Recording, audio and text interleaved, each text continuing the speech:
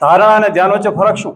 ધારણા છઠ્ઠું અંગ અને સાતમું અંગ ધ્યાન, પછી સમાધિ. તો એક બે વાક્યમાં ફરક કેવો હોય તો કોઈ કહેશે ધારણા અને ધ્યાન. ધારણા અને ધ્યાનમાં ફરક શું કહેવાય? આપણે કોન્સન્ટ્રેશન એટલે ધારણા, સંકલ્પ કરવો. એનાથી આગળ મેડિટેશન એટલે કાંઈ ન કરવું. અત્યારે આપણે કરીએ પ્રયોગ કે ત્રાટક બે રીતે થાય, કેન્દ્રિત અને અકેન્દ્રિત. કેન્દ્રિત એટલે એક જ જગ્યાએ ફોકસ કરો, કોઈ પણ પોઈન્ટ પકડી લો. 1 સેકન્ડ 10 સેકન્ડ કરો ત્રાટક, ગમે પોઈન્ટ ઉપર, નાકની ટોચ ઉપર થઈ શકે, કોઈ પોઈન્ટ ઉપર થઈ શકે. હવે અકેન્દ્રિત ત્રાટક કરો, એક સાથે બધું જુઓ અથવા કાંઈ ન જુઓ, ક્યાંય ફોકસ નહીં, અનફોકસ્ડ ગેઝિંગ. જુઓ તમે આખી દિવાલ જુઓ, એવો પ્રયત્ન કરો બધું જ દેખાય, મેં દેખાય એ બધું જ દેખાય, જેટલી આંખના ક્ષેત્રમાં આવે છે. આંખ ફેરવાની નથી, આંખ સ્થિર રહેશે આ રીતે. તો જો ધીરે ધીરે જોશો ને, પંખા ફરતા દેખાશે, કોઈ હાથ મુવમેન્ટ કરશે એ દેખાશે. આ થયું અકેન્દ્રિત ત્રાટક, ક્યાંય પણ સ્થિર નહીં આંખ, આંખ સ્થિર પણ કોઈ પર ફોકસ નહીં, એક સાથે બધું જોવાનું અથવા કાંઈ ન જોવા.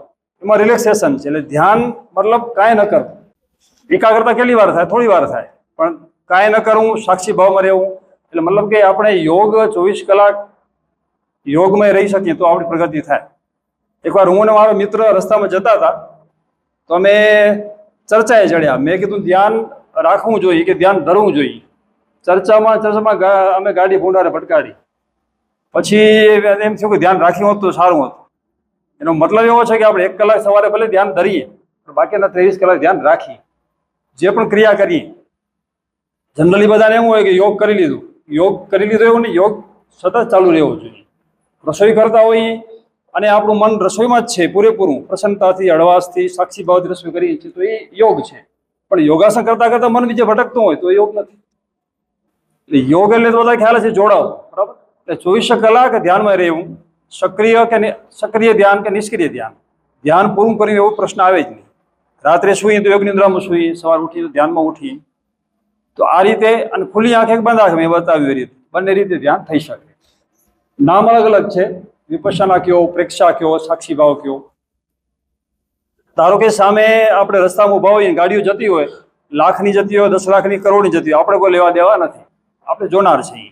એ જ રીતે આખા ધર્મનો સાર એ છે કે મારા દરેક ક્રિયાઓ પ્રત્યે હું સાક્ષી થઈ જાઉં. દુઃખ આવે, સુખ આવે, કોઈ સારી વસ્તુ આપે, કોઈ સારા વેણ કે ન કે, એ આપણો ધ્યેય છે. તો આજનું જે લેક્ચર છે, ફિટ એન્ડ ફાઇન આફ્ટર 40, 40 વર્ષ પછી પણ ફિટ એન્ડ ફાઇન કેમ રહેવું. તો પહેલું સ્ટેજ આપણે કર્યું ધ્યાન. કાંઈ પણ શરૂઆત કરવી જોઈએ મારી દ્રષ્ટિએ યોગના સેશનની, મેડિટેશન. એટલે આપણે વર્તમાનમાં આવી જઈએ. વર્તમાન, દરેક ધર્મનો કે સાધના પદ્ધતિનો સાર શું છે? વર્તમાનમાં રહેવું. તમે શ્વાસ ક્યાં ચાલે છે? વર્તમાનમાં. એટલે શ્વાસનો આપણે મેક્સિમમ ઉપયોગ કરીએ છીએ. અવાજ ક્યાં ચાલતા હતા? આપણે લિસનિંગ કર્યું તો એ પણ વર્તમાનમાં હતા. એટલે વર્તમાનમાં હોઈએ તો ડિવાઇન એનર્જી કે ભગવાન આપણી અંદર પ્રવેશ કરી શકે. પહેલું સ્ટેપ કર્યું આપણે કે શુદ્ધ કેમ થવું, સ્થિર કેમ થવું.